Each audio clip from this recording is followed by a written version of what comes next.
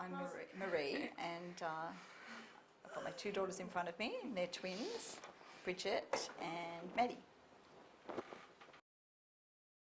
Well, when she was in utero, she was a lot smaller than Bridgette. Now she's a lot smaller. And they were preemie, so they were 11 weeks early. And and we didn't really know that she had an issue until we came home from hospital, because they can't really tell you then. And even when we did find out, they thought she would only be mildly affected, and it hasn't proved that way at all, so it's very hard for the doctors to tell. Well, it's pretty full on.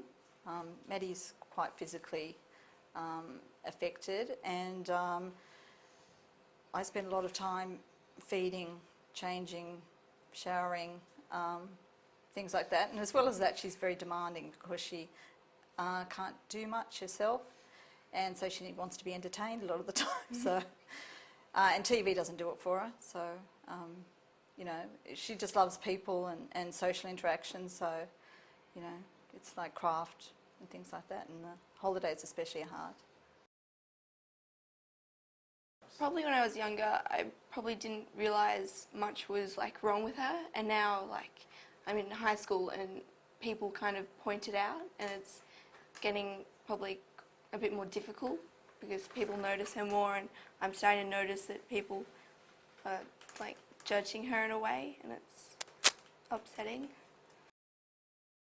I think people need to not set up so many barriers for people with cerebral palsy. I mean, I find with schools and with other activities, it's very hard. I mean, it's hard enough day to day having a child like Maddie, but then just trying to get into a school or into a preschool or even sometimes into a building is, you know, just people take things like that for granted, and it's a real struggle. And so much of your energy is spent on things that maybe other people don't realise you have to worry about. It's not just the care of Maddie that is, you know, requires a lot of extra work. There's other things as well. Lots of things.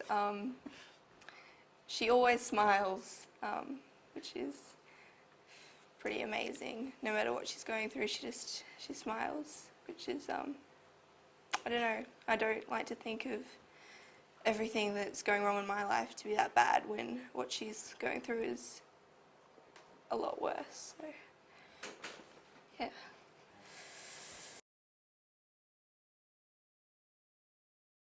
Well, you have to look at the good side, because well, you couldn't keep going if you just looked at the negative. So you have to sort of look at the good side.